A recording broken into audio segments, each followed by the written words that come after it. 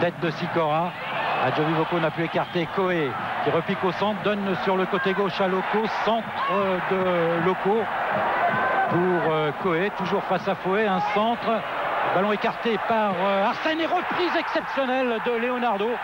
17e minute et 1-0 donc, but marqué par le Brésilien du Paris Saint-Germain, Leonardo.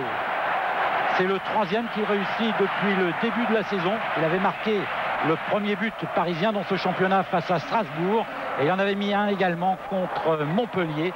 Là, il a réussi un but tout à fait exceptionnel qui a enflammé les 36 000 spectateurs du Parc des Princes. Vous revoyez, contrôle de la poitrine, reprise instantanée sur laquelle Nadon n'a absolument rien pu faire. Vous revoyez ce petit chef-d'œuvre joué, ballon pour Leonardo en position d'ailier droit. Très offensif, Leonardo, balle pour Rai, tête de Rai et deuxième but parisien après 34 minutes donc, et deuxième but marqué par l'un des deux Brésiliens de cette équipe. Le premier était signé Leonardo, cette fois c'est Rai qui marque. Il avait marqué son premier but de la saison la semaine dernière contre Cannes. 1-0, le but de la victoire, et là il marque le but un petit peu du chaos et c'est le 10e but du Paris Saint-Germain cette saison.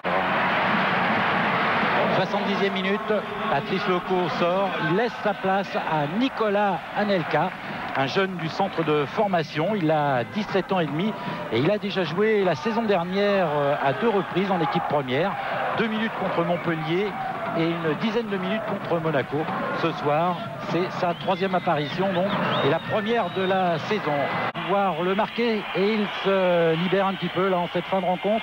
Un centre, une reprise un petit peu acrobatique de Vérel qui n'a rien donné. Contre, rapidement joué.